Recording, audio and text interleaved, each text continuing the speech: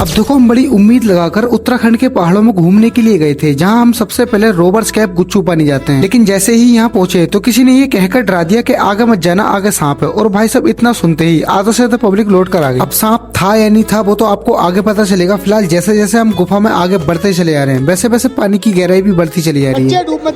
अब देखो एक तो पहले से ही इस गुफा को देखकर डर लग रहा है, लेकिन उससे भी ज्यादा ये सोच सोच कर फट रही है कहीं सांप वगैरह सच में न मिल जाए। और बस इतना कहने की देर थी कि भाई एक सांप का बच्चा सच में मिल गया, जिसे सबने देखा था बस मुझे छोड़कर। खैर मौज मस्ती करते करते फाइनली हम उस जगह पर पहुंच ही गए जहां पर इस गुफा का दी एंड हो रहा है। लेकिन यहाँ पर पहुंचने के बाद पता चला है कि ऊपर पहाड़ों में से एक झरना गिर रहा है, जहां पर नहाने के लिए लोगों की भीड़ लगी पड़ी है। अब ये देखकर थोड़ा नहाने का मूड बनता तो है, लेकिन इतनी देर में किसी ने बताया ऊपर पहाड़ों में भी एक झरना और है जहाँ से ये पानी आ रहा है। और इतना सुनते ही ऊपर चढ़ने के लिए हमने 1 मिनट की भी देरी नहीं करी, और मैं तो कुछ ज्यादा ही स्पीड में चढ़ता हूँ।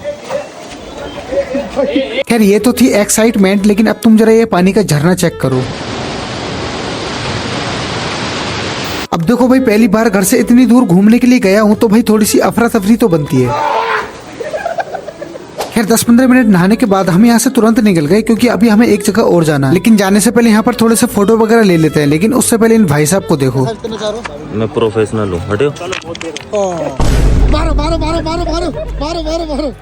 खैर उसके बाद हम निकल गए सहस्त्रधारा, जो कि रोबर्स कैप गुच्चू पानी से ज्यादा दूर नहीं है। और थोड़ी देर में यहाँ पहुँचने के बाद मैं तो कपड़े निकालकर तुरंत घुस गया नहाने के लिए। और इसमें घुसने के बाद पता चला ये पानी कुछ ज्यादा ही ठंडा है, मतलब जैसे मान लो एक तरह का नेचुरल आइस बार। खैर चलो इसी बहाने शरीर की फ्री में ही थेरेपी हो गई। अब देखो यहाँ पर हम ज्यादा देर तो नहीं नहा पाते क्योंकि भाई पानी कुछ ज्यादा ही ठंडा था। लेकिन जब हम यहाँ से नहा कर निकलते हैं तो पता चला हमारी स्कूटी में पंचर हो गया। रास्ते में पंचर ना ऐसा तो हो नहीं सकता।